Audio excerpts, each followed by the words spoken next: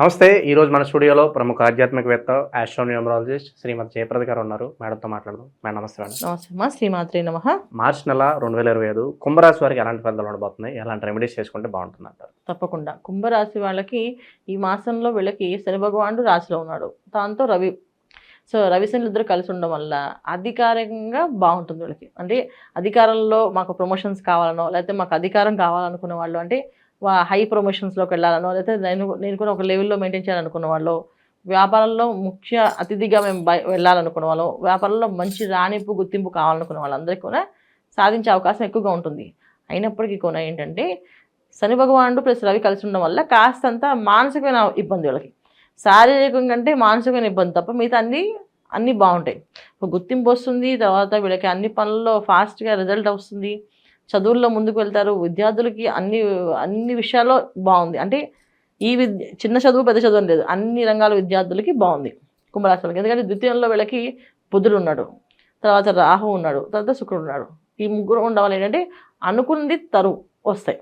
అలాగే కుటుంబ స్థానాలు ఎప్పుడైతే ఇన్ని గ్రహాలు కలిసి ఉన్నాయో కుటుంబానికి కావాల్సిన విషయాలు, అంటే ఇంటికి కావాల్సిన గృహ అలంకరణలు, అంటే ఫ్రిడ్జ్ కావచ్చు, టీవీ కావచ్చు, ఏసీ కావచ్చు, ఇల్లు కావచ్చు. ఇల్లు కొనుక్కోవాలనుకున్న వాళ్ళు ఇల్లు కొనుక్కోవచ్చు, స్థలం కొనే వాళ్ళు స్థలం మీద ప్లాన్ చేసిన అవకాశం ఉంటుంది. తర్వాత ఇంటికి కావాల్సిన వస్తువులన్నీ సమకూరే అవకాశం ఉంది. అలాగే గృహిణులకి ముఖ్యంగా వాళ్ళకి కావాల్సిన నగలు నట్రాలు కొనుక్కునే అవకాశం కనుక కనిపిస్తుంది. ఎందుకంటే శుక్రుడు ద్వితీయ స్థానంలో ఉండడం వల్ల శుభగ్రహం ఉన్నప్పుడు ఖచ్చితంగా మనం అనుకున్న పనులు ప్రతిదీ అవుతుంది.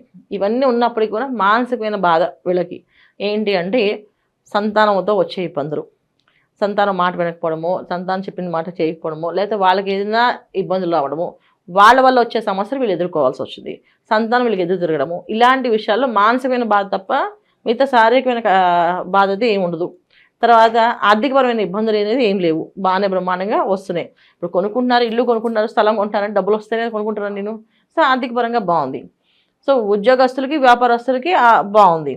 తర్వాత ముఖ్యంగా ప్రొఫెషనల్గా ఎదిగే వాళ్ళకి కాస్తంత ఆటంకాలు ఉన్నాయి. ప్రొఫెషనల్గా మాకు గుర్తింపు కావాలనుకునే వాళ్ళకి వస్తుంది, కానీ దాని తగ్గ ఫలితం అనేది డబ్బు అనేది రాదు. పేరు వస్తుంది కానీ డబ్బు రాదు. డబ్బు వస్తే పేరు రాదు. ఇది ఈ కుంభరాశి వాళ్ళకి ఈ మాసంలో. ఇది రవి భగవానుడు కుంభరాశిలో ఉన్నంతకాలం 13వ తారీఖు వరకు. తర్వాత ఆయన ఎప్పుడైతే మారుతారో కాస్త జాగ్రత్తగా ఉండవలసిన విషయం ఏంటంటే అప్పుడు శారీరకమైన కష్టం ఉంటుంది. ఎప్పుడైతే రవి భగవాన్ మారుతారో శారీరకమైన కష్టం ఏంటంటే చేసే పని 10 సార్లు చేయాల్సి వస్తుంది, చెప్పే మాట 10 సార్లు చెప్పాల్సి వస్తుంది. ఇది చేదస్తాం ఇది, లేకపోతే ఏంటి చేస్తున్నాం అనే ఫీలింగ్ ఉంటుంది. ప్రతి పని ఫాస్ట్గా అవ్వాలని కోరిక, కుతూహలం ఉంటుంది వాళ్ళకి, కానీ అవ్వదు. స్లో అండ్ స్టడీగా అవుతుంటాయి. కాస్తంత నత్త నడకల్లో పనులు అవుతుంటాయి. అయినప్పటికీ కూడా కుంభరాశి వాళ్ళకి మెరుగైన ఫలితాలు బాగున్నాయని చెప్పచ్చు. ఆరోగ్యపరంగా ఎలా ఉండబోతుంది మేడం? ఆరోగ్యం చెప్పాను కదా, ఎప్పుడైతే రవి భగవాన్ 13వ తారీఖు నుంచి కుంభరాశిలోకి వెళ్తారో అప్పుడు శారీరకమైన కష్టం. ఇప్పుడు దాకా రవి భగవానుడు అక్కడ ఉండడం వల్ల ఒక మానసికమైన కష్టమే, ఏదో మానసికంగా ఏదో ఒక బాధ. ఎప్పుడైతే రవి భగవాన్ మారుతాడో అప్పుడు శారీరకమైన కష్టం.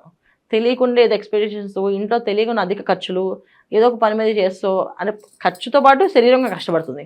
ఇప్పుడు ఈ డబ్బు ఖర్చు పడుతున్నాం, దాంతోపాటు మనం పని చేయాల్సి వస్తుంది. అలాంటి పరిస్థితులు ఎక్కువగా కనిపిస్తున్నాయి. తర్వాత ఏంటంటే వ్యాపారస్తులకి వ్యాపారంలో సడన్గా చేసే పని చేసే వాళ్ళు మానేస్తే మొత్తం ఆ వ్యాపారం అంతా వీళ్ళు చూసుకుంటూ ఆ పని కూడా వీళ్ళు చేసుకుంటూ ఉండడం వల్ల కూడా వీళ్ళకి అవకాశాలు ఎక్కువగా కనిపిస్తాయి. అది కుంభరాశి వాళ్ళకి ఈ మాసంలో. వైవాహిక జీవితం ఎలా ఉండబోతుంది మేడం? అలాగే ఎవరైతే శుభకార్యాలు చేసుకోవాలనుకుంటున్నారో ఒక అడుగు ముందు పడే అవకాశం కనిపిస్తుంది. శుభకార్యాలు అయితే అవకాశం వీళ్ళకి ఎప్పటి నుంచి ఉంది, గత మాసం ఉంది, ఈ మాసం కూడా వీళ్ళకి శుభకార్యాలు అవకాశం ఉంది. కాకపోతే వీళ్ళే ధైర్యం చేసి చేసుకోవాలా వద్దా అనే ఆలోచనలో వీళ్ళే ఇంకా సద్వినియోగంలో ఉంటారు. వీళ్ళ పిల్లలు ఉన్నారు అనుకోండి, వాళ్ళే అది ఇప్పుడు పిల్లలతో ప్రాబ్లం అంటే ఏంటి, పిల్లలు వివాహం చేసుకోవనో, పిల్లలు ఇక్కడ రావనో, లేదా అవుట్ ఆఫ్ కంట్రీస్ ఉండడమో, దూరంగా ఉండడమో, వీళ్ళతో మాట వినకపోవడమో, లేదా పిల్లలు వీళ్ళు మాట వినకుండా బైకులు కొనివ్వండి, మేము స్పీడ్గా వెళ్తాం, కార్లు కొనివ్వండి అని చెప్పి వేధించడము, ఇలాంటి విషయాలు జరుగుతున్నాయి కదా. ఇలాంటి జరిగే విషయాలు కుంభరాశి వాళ్ళకి ఈ మాసం అది కంటిన్యూ, ఇంకా కొంచెం ఈ మాసం అలా ఉంది. అయితే భార్యాభర్తల మధ్యలో కాస్త సమస్యలు ఎందుకు వస్తాయంటే ఈ విషయంలోనే, ఇంటి విషయంలోనే, ఇంట్లో జరిగే ఒక విషయాల్లోనే వాళ్ళ పేరెంట్స్కి వీళ్ళ పేరెంట్స్కి ఏదో గొడవ వస్తే వీళ్ళిద్దరూ కాస్త డిస్కషన్స్ రావడం జరుగుతుంది. ముఖ్యంగా కుంభరాశి వాళ్ళు జాగ్రత్తగా తీసుకోవాల్సిన విషయం ఏంటంటే ఏది ఏమైనా సరే భార్యాభర్తలు ఒకటే మాట మీద ఉంటే వాళ్ళకి కలిసి వస్తుంది. ఈ మాసం వాళ్ళిద్దరూ చెరో మాట అయ్యారు, వీళ్ళతో బాగా ఆడేసుకున్నారు జనాలు అందరూ చుట్టూ. చుట్టూ ఎలా ఆడుకుంటారంటే ఇంక చెప్పట్లేదు. ఎందుకంటే ద్వితీయంలో రాహుతో శుక్రుడు కలిసి ఉన్నారు కనుక అవి ఏ ఆలోచనలైనా వస్తే ఎటువంటి ఆలోచనలైనా తీసుకొస్తుంది, ఎటువంటి నిర్ణయాలను తీసుకోగలుగుతారు. అలాంటి పరిస్థితి ఎక్కువగా కనిపిస్తుంది, జాగ్రత్తగా ఉండాలి. ఇక విద్యార్థులు, నిరుద్యోగుల పరిస్థితి మేడం, అలాగే విదేశీ ప్రయత్నాలు సఫలీకృతం అవుతాయి అంటారు? విదేశీ ప్రయత్నాలు అయితే బాగుంటాయి. విద్యార్థులకి బాగుంటుంది, చదివితే బ్రహ్మాండంగా సాగుతుంది. అన్ని రంగాల విద్యార్థులకి బాగుంటుందని చెప్పాము మనం మొదటే, బాగుంటుంది. ఎప్పటి నుంచో కోర్టు సమస్యలు, భూ కబ్జాలు, పోలీస్ స్టేషన్ చుట్టూ తిరుగుతున్న వారికి మంచి రిజల్ట్స్ ఉండబోతున్నాయా? పోలీస్ స్టేషన్ చుట్టూ తిరిగే వాళ్ళకి కాస్త రిలీఫ్ అనేది వస్తుంది. ఎందుకంటే రవి భగవానుడు శని భగవాన్ కలిసి ఉన్నారు కదా, అధికారం వీళ్ళ చేతిలోకి వస్తుంది. సో అధికారం వీళ్ళ చేతిలోకి వచ్చింటే వీళ్ళ తరఫున అధికారులు వీళ్ళకి పరిచయం అవడమో, వాళ్ళతో ఫోన్లు చేయించడం, ఆ పనులు పూర్తి చేసుకొని రావడమో, బయటపడడమో జరుగుతుంది. సో అధికారం ఎప్పుడైతే బయట వస్తుందంటే ఉద్యోగాల్లో, పోలీస్ రంగాల్లో ఉద్యోగాలు సాధించాలనుకునే వాళ్ళు సాధించే అవకాశం కూడా వస్తుంది. ఇంకా మెరుగైన ఫలితాలు పొందడానికి కుంభరాశి వారికి మంచి రెమెడీస్ ఏమైనా ఉంటే తెలియజేయండి. కుంభరాశి వాళ్ళు జంట నాగులకి పాలు పోయాలి ప్రతి ఆదివారం. చక్కగా రావి చెట్టు చుట్టూ ప్రదక్షిణాలు చేయడం చేస్తూ ఉంటే మానసికమైన ఇబ్బందులు, బాధలు, శారీరకమైన బాధలు లేకుండా ఉంటాయి.